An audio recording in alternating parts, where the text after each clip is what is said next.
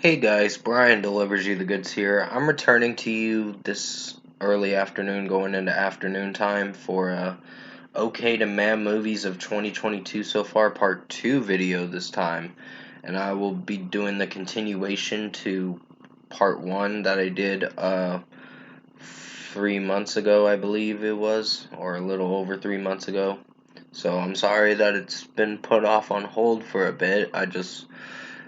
Yeah, there was more movies now that I'm gonna put on this list, and there's a recent movie that I just got done with yesterday that's on this list. So, yeah, so let's get started with this. So I'm gonna discuss what I'm gonna talk about from number 7 to 15. Hopefully, I can get to number 15 and let you know my thoughts on each movie. So let's dive into this OK to Man movies of 2022 so far, part 1, or part 2 video, I meant to say. Sorry if I said part 1, it's my mistake. It's a part 2 video, so let's get right into this video. Number 7 is Ambulance, the Jake Gyllenhaal movie, and uh, the other guy, I can't remember his name. He was in the movie Candyman last year. You might know who I'm talking about. And Matrix uh, Resurrections as well. And Matrix Resurrections was a piss poor movie, honestly. It was just not good. So, yeah. Going into this movie, I thought it was okay.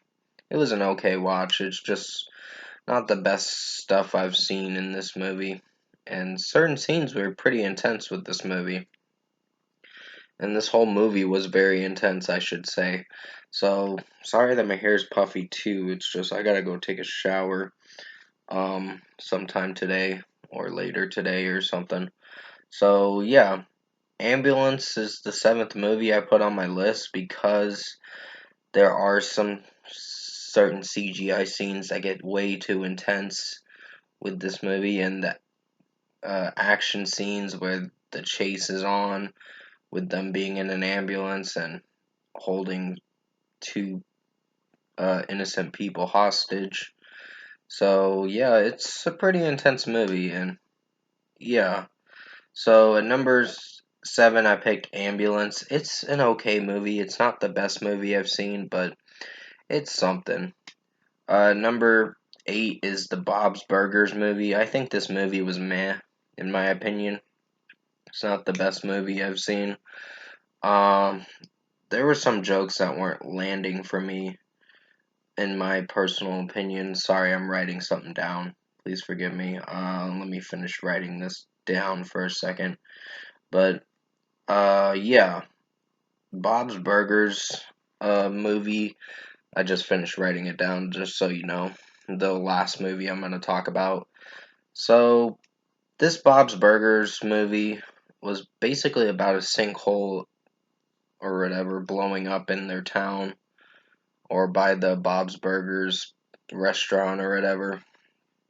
And I think there's some comedy to it, but then it gets overutilized too much where I'm just like, this movie's pacing is just, it drags it out too much with the jokes, and the jokes don't land very well, in my opinion, so that's what downgraded this movie. But other than that, the script wasn't bad, just, it's a man movie, in my opinion. So, at number 8 is Bob's Burgers movie. It's not the worst thing this year, but it's it's something to get through, I guess, through the year.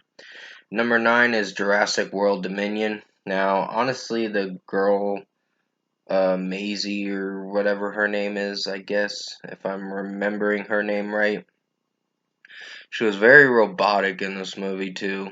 And her character felt like she was not sounding like a great character in this movie. And Jeff Goldblum's in this movie too, and some of the other Laura Dern's in this movie too. So there's some returning actors in this movie from the previous Jurassic Park movies. Those were when they were good. Dominion was meh.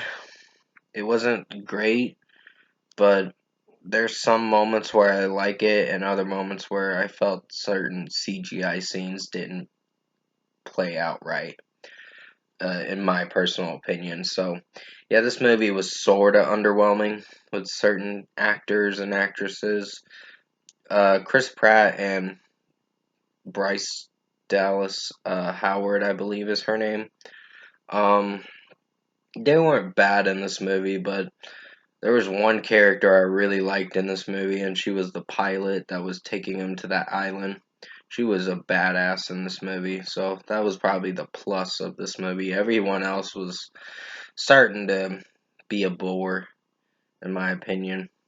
Uh, Almost everyone else. The characters I mentioned, Chris Pratt is not bad in this movie. Bryce Dallas Howard is solid in the movie, but the girl Maisie kind of ruins it, and certain other actors kind of ruin it too, a little bit. So, not to the point where I hate this movie, but to the point where I'm just like, this movie could have been better. Even with the script we got for it, it was meh. So at number 9, I picked Jurassic World Dominion. It's still getting a 6 out of 10. I just don't feel for this movie too much. It's not, it doesn't hold a special place in my heart where I like it. So number 10 is Lightyear. Now I know a lot of people think this is one of the worst movies, and yeah, it can seem like it a bit, but I think it's okay. I don't think it's great in any way, but it could have been better for sure. Um, I like the cat Socks or whatever I think is the cat's name. That character was pretty interesting. Um, the robotic cat or whatever, it was pretty cool. So didn't hate that character. He was pretty dope. Chris Evans playing as Lightyear. He did a solid performance. Not something I would say is amazing, but all right, I guess. So yeah, and the villain in the movie that plays as his future self. You're gonna be seeing this movie in a couple weeks soon. It's coming out on DVD on September 13th, so not too far away from now. But still, Lightyear is an okay movie. It's not the best movie I've seen, but it's something. So, some of the script was okay, but Kiki Palmer's in this movie and plays as one of the characters, and I just personally thought it was an okay watch. So, number 10 is Lightyear. Number 11 is Spiderhead. Now, this movie was meh. It's not a great movie, in my opinion. It made it in this list because of the fact that there were some actors and actresses, like Miles Teller was pretty solid in this movie with his performance. Chris Hemsworth was he was just trying to be a good actor in this movie. He was trying to play the role that he was wanting to play for this role, and I don't know if it worked. In my personal opinion, his performance was sort of lazy with this one, but it was something at least. So at number 11 is Spiderhead. Number 12 is Thor: Love and Thunder. Now, I did like Gore the God Butcher in this movie. He was the best part of the movie. This movie was still an okay movie, but not oh, the jokes were overutilized too much, and it just didn't execute very well and strike a landing to impress me. There were some funny moments, but other than that, they worked too hard on the jokes. Taika Waititi is in this movie, plays as Korg, and he's still funny, but Thor comes up with just silly jokes, and it just doesn't land, in my opinion. Um, Chris Hemsworth's character, and I just personally wasn't a huge fan of this movie, if you get where I'm coming from. It's one of the weakest Thor movies, in my opinion, but Gorg the God Butcher was the best part of it, because his character felt like Christian Bale's character, Gore the God Butcher. He did very well. and that kind of boosted the rating up to make it not so much a bad movie. So it's an okay watch. So at number 12, I picked Thor: Love and Thunder. Number 13 is The Gray Man. Now, this one was okay. Uh, Ryan Gosling was actually pretty good and badass in this movie. Chris Evans, I meant to say. I almost said Chris Hemsworth. My mistake. He's not in this movie. Chris Evans played a pretty interesting character, but I know some critics are saying this is not the best movie, and I can understand why. It's not a great movie, but it's okay. Um, it has some good action scenes, but the script is a little all over the place somewhat. So at number 13 is The Gray Man. I did like the ending, the fight scene at the end of the movie with Chris Evans and Ryan Gosling going at it. So it was pretty dope, but Chris Evans was kicking his ass a bit, in my opinion. So yeah, number 14 is Nope. Now this one is okay. It took me a little bit to try to like some of the characters, but Daniel Kaluuya's performance in this movie was mm, sort of good and sort of underwhelming at times. It just depends on the certain moments in the movie. Keke Palmer is the best part of this movie. She did very well, and so did the guy Angel in this movie. He seemed like he was more terrified of the thing and all that, so his performance was doing pretty well too. But the guy that was taking the money shot in this movie towards the alien or whatever, it was he was coming up with just weird wise puns or whatever that are not landing in my personal opinion. So other than that, Nope is a okay movie in my opinion. So with that being said, this movie had some underwhelming moments in my opinion, but there are Stephen Ewan was probably not a great character in this movie. Um, but it was something at least. So number 14 is Nope. Number 15 is the final movie I'm going to mention, which is Orphan First Kill. Now, I just recently watched it yesterday, and it was okay.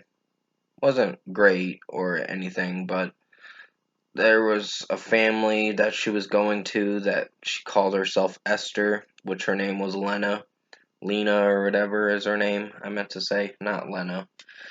Um, she basically was trying to con these people, and then something happened with the family, and I don't want to spoil it if you haven't seen it yet, but the other family conned her and was playing the game that she was playing with them. So, yeah, it was a pretty interesting scene. I might have spoiled a little detail about it, but if you have watched this movie, you know what happens in this movie. It's not a long movie, so at least they keep it short and simple. But with Nope, they kind of did drag out the beginning of it, but yeah, there were some moments that were overutilized with that movie. But still, Orphan First Kill is an okay watch, in my opinion. It's not the best thing I've seen, but it's something. So, number 15 is Orphan First Kill. That is going to be it for this Okay to Man Movies of 2022 so far, part 2 video. Comment below and let me know what your Okay to Man Movies of 2022 so far, part 2 video is. And if you have not watched the first part, definitely go check it out for this Okay to Man Movies of 2022 so far, part 1 video and part 2. If you've seen them both, that's great. Because I put 15 on my list, and I will get to doing the end of the year video next after this video is done, which will be in December for sure. So you'll have to wait till early December for this video. So if you did enjoy this Okay to Man Movies of 2022 so far part 2 video, comment below and let me know your thoughts on it. Tap a like on this video if you liked it. Subscribe to my channel if you can. Support the channel. I'll have another review come out as soon as I can. I'm going to see what I'm going to be doing the rest of the day. It's probably going to be for Dragon Ball Superhero whenever I'm able to find that movie. It might take a little bit of time to find that movie because I can't afford to go see it in theaters right now. Money's a little tight, but it's okay. But until then, stay safe, guys. Take care. Hope you enjoyed this Okay to Man Movies of 2022 so far, part 2 video. I did the best I could to make it as good as possible. And as always, I will see you in my next review.